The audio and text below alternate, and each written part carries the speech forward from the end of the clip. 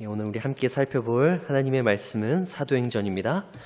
신약성경 사도행전 3장 1절부터 10절에 있는 말씀입니다. 신약성경 190쪽에 있는 사도행전 3장 1절부터 10절에 있는 말씀. 우리 교독하도록 하겠습니다. 제가 먼저 1절 읽겠습니다. 제9시 기도 시간에 베드로와 요한이 성전에 올라갈새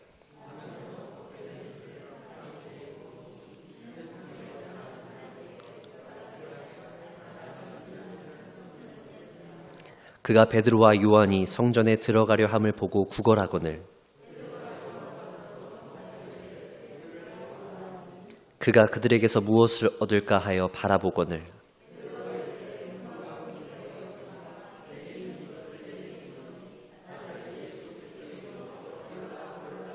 오른손을 잡아 일으키니 발과 발목이 곧 힘을 얻고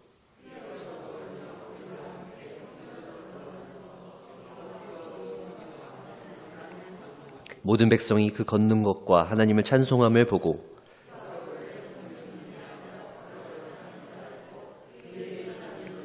심히 놀랍게 여기며 놀라니라. 아멘. 사도행전 6번째 시간입니다. 우리가 이전에 했던 사도행전의 내용을 잠시 돌아보면요.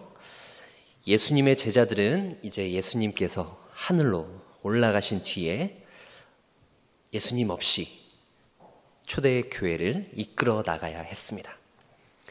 얼마나 막막했을까요? 대장님이 안 계신 거잖아요. 예수님이 계실 때도 제자들의 모습을 한번 생각해 보세요. 서로 누가 크냐라고 논쟁을 벌였습니다. 예수님과 함께 겟세마네에서 기도하지 못하고 졸고 있던 모습이 제자들의 모습이었습니다. 예수님께서 베풀어 주신 그 가르침을 듣고 이해를 잘 하지 못했죠. 믿음이 없는 모습이었습니다. 그리고 좌충우돌하는 모습이었습니다.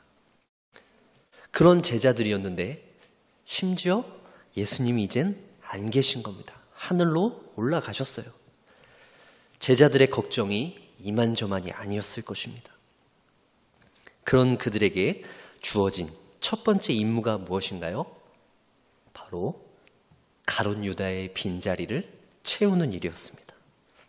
그리고 예루살렘을 떠나지 않고 예수님께서 약속하신 성령을 기다리는 것이었습니다. 언제 올지도 모르는 성령, 무작정 기다리기만 한다라는 것 쉬운 일이 아니었을 것입니다. 야, 지금 우리가 이러고 있을 때가 아니야.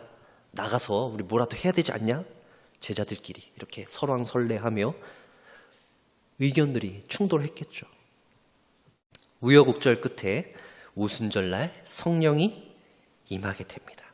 그리고 그 후에 일어난 일이 바로 오늘 우리가 살펴본 본문에 기록되어져 있는 내용입니다. 1절과 3절에 있는 말씀을 1절부터 3절에 있는 말씀을 한번 보세요. 제9시 기도 시간에 베드로와 요한이 성전에 올라갈새 나면서부터 못 걷게 된 이를 사람들이 메고 오니 이는 성전에 들어가는 사람들에게 구걸하기 위하여 날마다 미문이라는 성전문에 두는 자라. 그가 베드로와 요한이 성전에 들어가려 함을 보고 구걸하거늘. 사도들 중에 베드로와 요한 이 두 사람이 성전으로 올라가고 있었습니다. 유대인들은 당시 시간을 정해놓고 기도를 하고 있었기 때문에 제9시라고 하는 그 기도 시간에 성전에 올라가서 기도를 했죠. 다른 제자들은 어디 갔을까? 무엇을 하고 있는 걸까? 라는 궁금증이 생기지만 어쨌든 베드로와 요한 두 사람만 성전으로 올라가고 있었습니다. 그리고 또 성전으로 올라오는 어떤 사람이 있었어요. 그 사람이 누구입니까? 바로 나면서부터 못 걷게 된 사람입니다. 이 성전을 향하고 있는 베드로와 요한 그리고 나면서 못 걷게 된 이 사람을 보면서 오늘 우리는 이 본문을 통해서 하나님께서 우리에게 주시는 그런 뜻을 발견하길 소망하는데요. 이 나면서부터 못 걷게 된 이는 사도행전 4장 22절에 있는 말씀을 보면 이 표적으로 병 나은 사람은 40여세나 되었더라 라고 기록되어진 것을 볼 수 있는데요. 그가 언제부터 언제까지 이 병을 앓았냐면 나면서부터라고 했으니까 나면서부터 한 40년 동안 지금 이런 상태로 지내게 되었다라는 것을 우리가 알 수 있습니다. 제가 아직 40년을 채 못 살았기 때문에 오늘 이 본문을 보면서 40년 동안 못 걷게 된 이 사람의 이 모습을 보면서 참 마음이 막막했습니다. 짧지 않은 세월인데 태어나면서부터 못 걸었던 사람이죠. 땅을 한 번도 자기 힘으로는 딛지 못했던 사람입니다. 오순절 성령 강림 이후에 여전히 세상은 바뀐 것이 없었어요. 제자들은 성령의 충만함을 받았습니다. 그리고 정해진 시간 기도하러 성전에 올라갔지만 또 성전에 올라오는 한편에 사람을 보면 그 사람은 뭔가 많이 부족한 사람이죠. 태어나면서부터 걷지 못하는 사람이었어요. 자신의 발로 걸어올 수 없고 누군가 그를 이렇게 옮겨주지 않으면 거동을 할 수 없는 그런 사람이죠. 성전으로 올라오는 이 대비되는 사람들의 모습을 한번 보십시오. 나면서부터 못 걷게 된 그 사람은 성전에 이번 한 번만 오게 된 것이 아닙니다. 그 사람은 날마다 성전으로 출근을 했어요. 언제부터 언제까지 성전으로 나왔는지 모르겠지만 날마다 이 성전문에 있었다라고 합니다. 그 2절 보시면 성전에 들어가는 사람들에게 구걸하기 위하여 날마다 미문이라는 성전문에 두는 자라. 당시 이 성전에 출입하는 여러 문이 있었는데 그 문 중에 하나가 바로 미문, 아름다울 미자를 써서 오늘 우리가 보는 그 문인데요. 이 미문은 고린도에서 생산된 놋으로 만들어진 문이었습니다. 약 한 23m 정도 되는 높이의 거대한 이중으로 된 문이었어요. 그래서 멀리서 보더라도 그 문의 어떤 웅장함이 느껴질 수 있는 아주 훌륭한 건축물이었습니다. 누가 보더라도 이것은 아름답다 라고 인정할 수밖에 없는 그런 문이었죠. 그래서 미문이다 라고 붙여질 수 있었던 것일 겁니다. 하지만 이렇게 아름다운 문 앞에 어떤 사람이 앉아 있나요? 못 걷게 된 사람이 앉아 있습니다. 아름다운 미문이라고 하는 배경으로 삼고 앉아 있는 그 사람의 모습을 한번 생각해 보세요. 이것은 너무나 안타까운 우리가 살고 있는 이 세상을 볼 수 있는 그런 본문의 내용입니다. 제가 예전에 태국이라고 하는 곳으로 선교 여행을 간 적이 있습니다. 그때 참 많이 은혜를 받았어요. 그 태국에 있는 그 산족에 있는 교회들, 구불구불한 산길을 돌아서 차를 타고 오랫동안 가서 그 산족에서 이렇게 신앙생활하고 있는 현지인들이 있습니다. 그곳에서 그 사람들과 같이 식사를 하고 그 사람들과 같이 예배드리고 언어가 다른데 예배를 드리는데 그 묘하게 그 하나님의 한 백성이다. 우리는 한 가족이다. 라는 이런 동질감이 느껴지면서 참 그 예배가 너무 은혜로웠습니다. 그리고 어떤 한 대학교에 가서 전도도 했어요. 말은 잘 안 통하지만 영어로 사역리 같은 것도 전하고 그리고 막 워십 같은 것도 하고 그리고 이렇게 무언극 드라마 같은 것도 말이 안 통하니까 그들이 보고 복음을 깨달을 수 있도록 이런 것들도 준비해 가서 아주 했던 기억이 있습니다. 그때 어쨌든 그렇게 은혜를 받고 너무 좋았던 기억이 있었는데 이제 그 일정들 가운데 모든 사역을 다 마치고 이제 정리하고 올 때 한 하루 정도 이제 한국으로 돌아오기 전에 잠깐 이제 쉬면서 저희끼리 이제 태국을 좀 돌아보는 그런 시간을 가졌는데요. 제 기억에는 어떤 공원 같은 곳이었는데 그 코끼리를 관람하는 그런 시간이 있었어요. 코끼리 등에도 타기도 하고 그 코끼리가 막 이렇게 고개를 부리는 것들을 보기도 하는 그런 시간이었습니다. 근데 너무 은혜를 받고 태국 그 선교 일정이 너무 은혜로워서 그런지 저는 그때 그 태국에서 마지막에 그렇게 코끼리들이 그렇게 고개를 부리는 모습을 봤는데 전혀 신나지가 않더라고요. 뭔가 이렇게 기쁘고 뭔가 재밌어야 하는데 서커스니까. 근데 저는 전혀 기쁘지 않았습니다. 너무 마음이 불편했던 것이죠.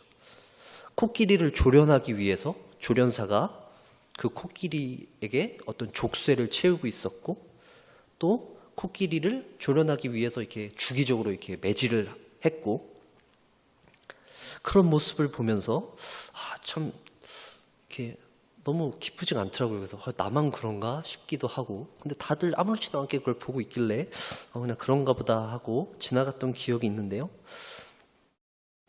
그때 태국에서의 그 기억, 하나님께서 베풀어 주신 그 놀라운 은혜를 경험했지만 또 다른 한편으로는 너무나 제 한편 가운데 그 불편했던 기억이 있습니다. 이게 과연 무엇인가?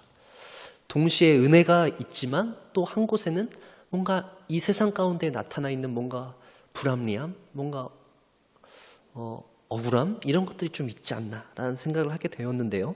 오늘 본문도 마찬가지입니다. 예수님의 제자들과 초대교회에는 오순절 성령 강림으로 인해서 교회가 새롭게 시작되어지는 그런 순간이었습니다. 아직 유대교에서 완전히 떨어져 나온 것은 아니지만 이제 예수님의 제자들은 부활하신 그리스도와 승천하신 그리스도께서 보내주신 그 성령님의 능력을 힘입어서 땅끝까지 복음을 가지고 나아가서 증인이 되는 아주 위대한 사명을 가지고 나아가게 되는 것이죠. 그들이 그렇게 열심히 나아갈 때 여전히 이 세상에서는 바뀌지 않는 그런 모습들이 있다라는 것입니다.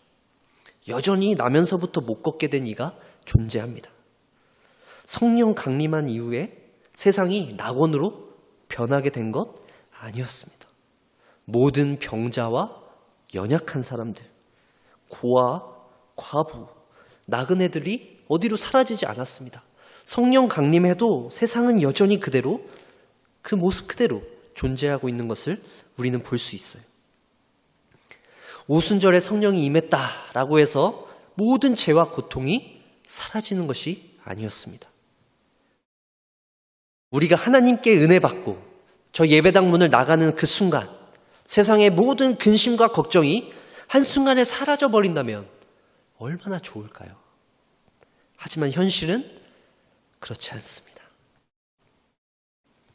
성령의 임재를 경험한 제자들은 이제 세상으로 나가서 변화를 주도하고 그리스도의 복음을 증거하는 삶을 살아야 했습니다. 하나님의 나라를 확장시켜야 하는 그런 임무가 있었습니다. 그리고 이 모습을 지켜보고 있는 교회를 반대하는 악한 사단의 권세도 여전히 존재하고 있었습니다. 그들은 제자들을 호시탐탐 노려보고 있었어요. 그들을 핍박했습니다. 그들을 조롱했어요. 어떻게 해서든지 복음이 확장되는 것을 막으려고 했습니다. 나사렛의 저 이단들 전멸시키기 위해서 계획을 세우고 있었던 것입니다. 대장격인 예수 그리스도도 죽였는데 제자들 없애는 건 식은 죽 먹기였습니다. 언제 어떻게 소리 소문 없이 해치우느냐가 관건이었습니다. 오늘 우리는 사도행전 이 3장에 있는 말씀을 볼 때 이러한 배경, 이러한 상황 가운데 이런 기적이 일어났다라는 것을 기억해야 합니다. 그래야지 오늘 본문이 좀 더 잘 이해될 것인데요. 이 나면서부터 못 걷게 된 이 사람이 낫게 된 이 기적, 이것은 단순히 병자가 치유된 그것을 넘어 하나님의 나라가 확장되어지고 있다는 것을 우리에게 알려주는 것입니다. 그리고 그 하나님의 나라가 확장되어는 과정 가운데에서 오늘 이 일들 이후에 어떤 일들이 벌어지느냐를 우리가 좀 더 주목해 봐야 하는데요. 바로 오늘 사건을 통해서 앞으로 어떤 일들이 벌어질까를 우리가 좀 알 수 있는데, 바로 유대인들과 이 제자들 사이에서의 이 엄청난 다툼이 시작되는 것이 바로 오늘 이 본문입니다. 우리가 뒤에서 나중에 또 살펴보겠지만 이 병자를 고친 이 사건을 통해서 공회에 제자들이 소환되고요. 나중에 또 그들이 그걸로 막 열심히 다투는 모습이 있는데요. 어쨌든 오늘 이 본문을 통해서 본격적으로 사도행전의 이야기가 또 시작되어진다는 것을 여러분들이 기억해 주실 수 있으면 좋겠습니다. 자, 그렇다면 이제 본문에서 우리는 베드로와 요한이 이 못 걷게 된 사람을 고치는 그 장면을 좀 더 주목해 보겠습니다. 6절에 있는 말씀을 보세요. 베드로가 이르되 은과 금은 내게 없거니와 내게 있는 이것을 내게 주노니 나사렛 예수 그리스도의 이름으로 일어나 걸으라 하고, 병자를 고치는 데 있어서 필요한 것은 무엇입니까? 은과 금입니다. 오늘날도 마찬가지죠. 여러분들 아프시면 어딜 가세요? 병원을 가야죠. 병원을 그냥 갈 수 있습니까? 병원 가면 이제 치료비를 내야 되죠. 그러려면 우리에게 은과 금이 필요합니다. 우리에게 재물이 반드시 필요한 것이죠. 감기, 몸살 같은 가벼운 증상이면 좀 걱정할 게 없겠지만 무려 40년 동안 못 걸었던 사람입니다. 만약에 그 사람을 치료하려면 얼마나 치료비가 들까요? 오늘날의 돈으로 환산해 보면요. 사실 치료비보다 더 중요한 것은 환자 본인은 물론이고 그 당시에 그 환자, 그 나면서부터 못 걷게 된 사람을 알고 있었던 모든 사람들에게 갖고 있었던 그 어떤 생각이 중요합니다. 무엇이에요? 40년 동안 못 걸었으니까 그는 이제 앞으로 평생 못 걸을 거야. 그는 결코 다시 일어날 수 없어. 라고 하는 그 생각입니다. 여러분, 절대, 결코 이런 말이 얼마나 무서운지 아세요? 낙인을 찍는 겁니다. 저 사람은 절대 일어날 수 없어. 저 사람에겐 아무런 희망이 없어. 라고 이야기하는 것이죠. 다른 사람들도 그렇지만 환자 본인도 마찬가지겠죠. 누군가 우리를 향해서 저 사람은 절대 나아지지 않을 거야. 저 사람에겐 더 이상 소망과 희망이 없어. 라고 말한다고 생각해 보세요. 얼마나 고통스럽겠습니까? 계속해서 7절과 8절에 있는 말씀을 한번 보세요. 오른손을 잡아 일으키니 발과 발목이 곧 힘을 얻고 뛰어서서 걸으며 그들과 함께 성전으로 들어가면서 걷기도 하고 뛰기도 하며 하나님을 찬송하니. 이 사도행전을 쓴 누가가 못 걷게 된 사람이 일어나는 과정을 굉장히 섬세하게 묘사하고 있는 모습을 볼 수 있는데요. 베드로가 그의 오른손을 잡아서 일으킵니다. 그냥 원래 넘어졌던 사람 일으키듯이 그냥 자연스럽게 잡아서 일으키는 거죠. 그랬더니 그의 발과 발목에 힘이 생긴 것입니다. 그래서 그가 뛰며 걷게 된 것이죠. 그리고 하나님을 막 찬송하면서 하나님을 찬양한 사건이 오늘 우리가 읽은 본문의 내용입니다. 간단합니다. 여러분, 이게 어떻게 가능할까요? 오늘날 발달된 현대의학 시대에 살고 있는 우리가 볼 때도 40년 동안 못 걷게 된 사람이 이렇게 일어나게 되었다? 이게 참 놀라운 일일 텐데 그 당시에 사람들은 얼마나 더 놀라웠을까요? 9절과 10절에 있는 말씀입니다. 모든 백성이 그 걷는 것과 하나님을 찬송함을 보고 그가 본래 성전 미문에 앉아 구걸하던 사람인 줄 알고 그에게 일어난 일로 인하여 심히 놀랍게 여기며 놀라니라. 놀라긴 놀랐는데 심히 놀랐습니다. 보통 놀랐다라는 게 아니죠. 눈이 막 휘둥그레지게 놀란 것입니다. 눈앞에서 그렇게 놀라운 일들이 벌어졌기 때문이죠. 여러분들의 눈앞에서 이렇게 이해할 수 없는 놀라운 기적이 벌어진다라고 한번 생각해 보세요. 여러분의 인생 중에서 여러분들이 눈으로 보았던 어떤 기적적인 일들이 혹시 있으신가요? 누가복음 4장 16절과 19절에 있는 말씀입니다. 예수께서 그 자라나신 곳 나사렛에 이르사 안식일에 늘 하시던 대로 회당에 들어가 성경을 읽으려고 서심해 선지자 이사야의 글을 들이거늘 책을 펴서 이렇게 기록된 데를 찾으시니 곧 주의 성령이 내게 임하셨으니 이는 가난한 자에게 복음을 전하게 하시려고 내게 기름을 부으시고 나를 보내사 포로된 자에게 자유를 눈먼 자에게 다시 보게 함을 전파하며 눌린 자에게 자유롭게 하고 주의 은혜의 해를 전파하게 하려 하심이라 하였더라. 이 누가복음에 있는 말씀은 예수님께서 회당에 들어가셔서 읽으셨던 말씀입니다. 이사야 61장에 있는 말씀인데요. 이것은 예수님의 취임 설교라고도 합니다. 이제 공생애를 시작하시며 예수님께서 본인이 메시아이심을 드러내시며 이사야 61장에 있는 말씀을 읽는 것인데, 이것도 예수님이 찾아서 펴신 것이 아니라 그때 회당에서 딱 읽어야 될 그 본문이고 그 상황에 예수님께서 가셔서 그 본문을 읽으신 것입니다. 이사야서를 통해서 하나님을 통해서 메시아를 이 땅 가운데 보내실 것인데 그 메시아가 하게 될 일들을 말하고 있는 것이죠. 포로된 자에게 자유를, 눈먼 자에게 다시 보게 하며 전파하고 눌린 자를 자유롭게 하는 이런 메시아의 사역, 예수님께서 행하신 그 사역들을 이제 누가 하고 있나요? 오늘 본문에서요? 제자들이 하고 있는 것입니다.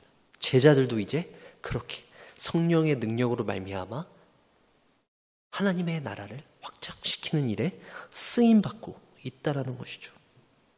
오늘 본문을 통해서 이 놀라운 기적을 베풀었다라고 하는 이 사실을 통해서 우리는 이 제자들을 통해서 이제 하나님께서 하나님 나라를 조금씩 확장시켜 가신다라는 것을 우리는 봐야 합니다. 아주 놀라운 기적이 베풀어지고 있는 것이죠. 사랑하는 성도 여러분, 우리의 삶에서 베풀어진 놀라운 기적이 무엇입니까? 바로 우리가 예수 그리스도의 자녀가 된 것입니다. 우리가 하나님의 백성이 된 것입니다. 우리는 40년간 못 걷게 된 사람처럼 더 이상 회복 불가능한 절망적인 상태 가운데 빠져 있는 죄인이었습니다. 하지만 그런 우리에게 새로운 생명이 주어지고 하나님의 자녀로서 살아갈 수 있게 되었어요. 어떻게 해요? 바로 예수 그리스도 때문입니다. 우리가 예수 그리스도의 이름을 믿고 예수 그리스도의 이름을 따르기 때문입니다. 요한복음 1장 12절에서 13절에 있는 말씀입니다. 영접하는 자, 곧 그 이름을 믿는 자들에게는 하나님의 자녀가 되는 권세를 주셨으니 이는 혈통으로나 육정으로나 사람의 뜻으로 나지 아니하고 오직 하나님께로부터 난 자들이니라. 아멘. 사랑하는 성도 여러분, 지금 우리가 살고 있는 세상의 모습을 보십시오. 여전히 불평등합니다. 악인들은 떵떵거리며 잘 사는 것 같아요. 그리고 반면에 하나님을 잘 믿는 우리는 보잘것없고 연약해 보입니다. 고린도전서 4장 9절에 있는 말씀을 보세요. 내가 생각하건대 하나님이 사도인 우리를 죽이기로 작정된 자같이 끄트머리에 두셨음에 우리는 세계 곧 천사와 사람에게 구경거리가 되었노라. 세상 사람들이 볼 때 우리 성도들은 끄트머리에 있는 구경거리에 지나지 않는 것입니다. 별로 볼품이 없다라는 얘기예요. 별로 기대할 것이 없다라는 것입니다. 우리를 주목하고 우리가 어떤 존경의 대상이 될 수 없다라는 얘기입니다. 그런 세상에서 도대체 우리는 무엇을 얻으려고 그렇게 열심히 살아갑니까? 세상 사람들은 우리에게 아무런 기대를 갖고 있지 않은데요. 도대체 무엇 때문에 우리는 그렇게 열심히 살려고 노력하는 걸까요? 지난 월요일 아카데미 시상식이 있었어요. 우리나라의 한 배우가 조연상을 탔습니다. 나라가 들썩일 정도의 굉장한 소식이었어요. 아시아에서도 드문 케이스였기 때문이죠. 코로나로 인해서 지친 국민들에게 조금이나마 위로와 용기가 되는 소식이었습니다. 세상 사람들은 그를 막 칭찬했어요. 그 배우가 그동안 했던 그 작품들을 막 보도하며 그를 추켜 세웠습니다. 그를 주목했어요. 사랑하는 성도 여러분, 그 사람이 그렇게 주목받는 것처럼 우리는 세상에서 주목받을 수 없습니다. 대신 우리에게는 더 큰 상이 예배되어져 있습니다. 하나님께서 우리를 위해 예배해 두신 그 놀라운 상이 있습니다. 아카데미 시상식의 영광, 그것과는 비교할 수도 없는 그런 영광인 거죠. 그 배우가 그 상을 타게 되면서 공식적으로 받는 것은 한 50만 원, 한화 50만 원 정도의 트로피지만 어떤 그 또 백을 받는다라고 하죠. 그 안에 여러 가지 물품들이 있는데요. 그 물건들이 한 2억 원의 가치가 있다라고 합니다. 하지만 그가 받는 그 상보다 더 놀라운 상을 저와 여러분들이 받게 될 것입니다. 하나님께서 우리를 위해서 예비해 두셨습니다. 우리는 그 상을 위해서 나아가야 할 것입니다. 지금 우리가 세상을 살면서 우리가 겪는 고난들을 아주 잠깐입니다. 눈 깜빡이는 순간입니다. 더 나은 본향을 준비하기 위한 과정일 뿐입니다. 우리가 성령 충만하고 하나님의 은혜를 가득 누릴 때 그때도 여전히 이 세상은 악이 넘쳐납니다. 불평등한 상황은 나아지지 않을 것입니다. 우리를 답답하게 하고 억울하게 하는 이 현실 속의 삶들은 전혀 나아지지 않을 것입니다. 그럴지라도 사랑하는 성도 여러분, 하나님 앞에 소망을 두며 살아가는 저와 여러분들 되어주길 소망합니다. 우리를 낙심시키고 우리를 절망케 하는 수많은 현실들에 있는 그 소식들과 우리의 문제들 앞에 좌절하지 마십시오. 하나님을 굳게 믿으며 승리하는 삶을 사십시오. 하나님의 말씀을 붙잡고 나아갈 때, 하나님 앞에 나와서 예배할 때 주님께서 우리에게 더욱더 이 세상을 힘있게 살아갈 수 있는 힘을 주실 것입니다. 우리 마지막으로 오늘 본문을 통해서 우리가 살펴봐야 될 부분은 바로 이 베드로가 나면서부터 못 걷게 된 이에게 하는 한마디의 더 말이 있는데요. 4절에 있는 말씀입니다. 베드로가 요한과 더불어 주목하여 이르되 우리를 보라 하니. 뭐라고요? 우리를 보라 하고 있습니다. 베드로는 요한과 더불어서 더 이상 아무런 희망이 없는 나면서부터 못 걷게 되니 그에게 이렇게 이야기하고 있습니다. 우리를 보라. 우리는 은과 금은 내게 없거니와 나사렛 예수 그리스도의 이름으로 일어나 걸으라 라고 하는 말은 기억하지만 그 앞에 베드로가 한 이 말은 건너뛰기 쉬워요.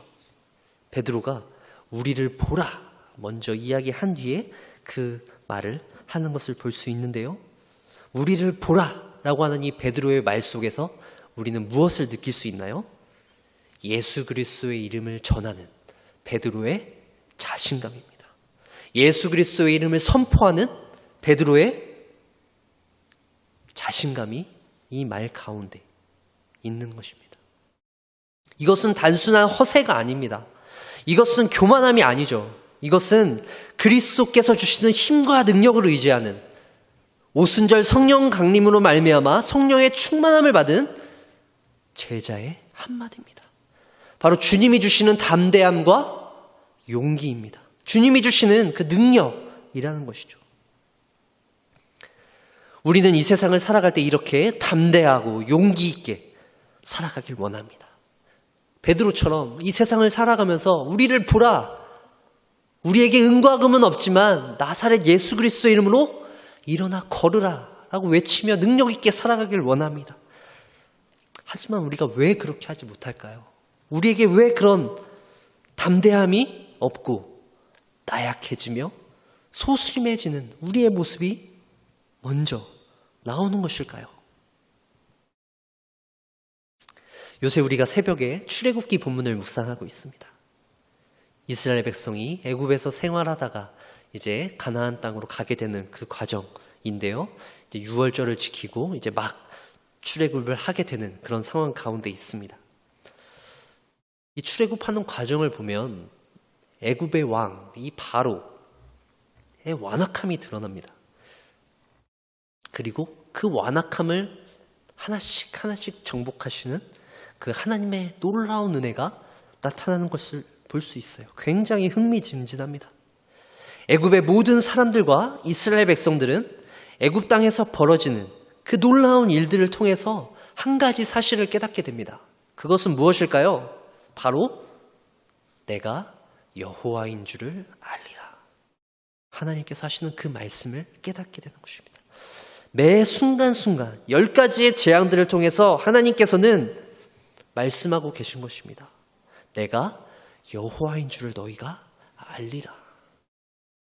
천지를 창조하시고 주관하시는 만군의 여호와가 계시다는 사실입니다. 전능하신 여호와 하나님이 누구이신지 분명히 알려주시고 계신 것입니다. 애굽의 모든 우상들을 멸하시고 온 세상을 다스리시는 분이 바로 나, 여호와다라는 사실을 선포하고 계시는 것입니다. 이것을 10번이나 강조하고 계신 것입니다. 아무리 강조해도 지나치지 않은 내용입니다. 우리는 지나친 것보다 모자란 것이 더 낫다 라는 말을 듣고 살아갑니다. 맞아요. 그것이 진리입니다. 하지만 하나님에 대한 내용에 있어서는 그렇지 않습니다. 하나님에 대한 내용을 강조하는 것은 아무리 많아도 부족함이 없습니다. 하나님에 대한 진리, 하나님 한 분에 대한 진리, 여호와 하나님에 대한 진리는 항상 반복되어져야 하며 우리의 뇌리에 깊숙이 새겨지도록 매일매일 매 순간순간 우리 곁에 있어야 하는 것입니다. 아무리 해도 질려질 수가 없는 내용이죠. 세상 속에 살면서 우리가 담대하지 못한 이유, 그것은 바로 우리가 여호와가 누구이신지 확신을 갖지 못하기 때문입니다. 여호와가 돈인가? 여호와가 능력인가? 여호와가 우리의 명예인가? 여호와가 누구인가? 과연 그가 누구인가에 대한 우리가 확신을 갖지 못하고 능력 있게 그것을 선포하지 못하기 때문에 우리가 담대하게 살아가지 못하는 것입니다. 사랑하는 성도 여러분, 지금 이 상황 속에서 분명하게 여호와 하나님은 주도권을 가지고 계십니다. 내 삶 가운데서 역사하시는 분이 바로 여호와 하나님이시다는 사실을 분명히 우리에게 알려주고 계신 것입니다. 이게 하나님이 내 삶 가운데 역사하시는 것인가? 아닌 것 같은데? 하나님이 지금 나를 인도하고 계신 것인가? 확신을 갖고 있지 못할 때 우리는 담대해질 수 없습니다. 소심해질 수밖에 없죠. 용기와 확신 있게 행동하지 못합니다. 우리를 보라 고 자신 있게 말했던 베드로와 요한이요? 그들도 연약했던 사람들입니다. 우리가 잘 알고 있어요. 복음서에 그들의 믿음이 없는 모습 잘 나와 있잖아요. 그럼 그들이 어떻게 담대해질 수 있겠습니까? 그들의 능력으로요? 그들의 의지로요? 그렇지 않습니다. 바로 성령께서 주시는 그 능력과 힘 때문에 아닙니까? 오순절에 부어주신 성령의 그 능력으로 인해서 제자들이 그렇게 변할 수 있었던 것 아닙니까? 하나님의 큰 일을 말하며 확신과 용기를 얻게 된 것 아닙니까? 40년 동안 못 걷게 된 이에게 우리를 보라 라고 담대하게 말할 수 있었던 그 제자들의 모습처럼 우리 멸류관교회의 모든 성도님들, 저와 여러분들 되시길 바랍니다. 세상을 살아가며 우리를 보라 라고 담대히 외치며 선포할 수 있으시길 바랍니다. 우리의 용기를 빼앗아가고 우리가 하나님을 신뢰하지 못하도록 하는 상황들이 찾아오더라도 우리는 잊지 말아야 할 것들이 있습니다. 내가 여호와인 줄 알리라. 그리고 우리를 보라 라고 외쳤던 제자들의 모습처럼 살아계신 하나님께서 지금 이 자리에서 오늘날 우리와 함께 계시며 이 세상에서 우리가 살아갈 수 있도록, 이 험난한 세상 가운데에서 우리가 살아갈 수 있도록 힘과 용기를 주시는 분이 바로 그 전능하신 여호와 하나님이라는 사실이라는 것입니다. 초대교회의 성도들은 오순절의 성령을 경험한 이후에 순탄한 삶을 살지 않았습니다. 오순절의 성령이 임한 이후에 그들의 삶이 편안하게 이어지지 않았어요. 오히려 오순절의 성령 그리고 그 이후의 제자들의 삶은 더 큰 박해와 핍박이 그들을 기다리고 있었습니다. 하지만 그들이 그 핍박과 박해 속에서 믿음을 잃어버렸나요? 그렇지 않습니다. 그들은 핍박과 박해 속에서 날로 성장해 갔습니다. 3,000명, 5,000명. 하나님의 복음이 선포되어질 때 그들은 하나님 앞에 회개하며 나아왔습니다. 유대인뿐만 아니라 예루살렘, 사마리아와 땅끝까지 하나님 나라의 복음이 선포되어지며 놀라운 회개의 역사가 일어나게 되었던 것입니다. 그리고 수많은 백성들이 하나님 나라의 복음을 위해서 헌신했고 그들의 열정이 더욱더 불타오르게 되었던 것입니다. 그 어떤 핍박과 박해도 그들을 막을 수 없었습니다.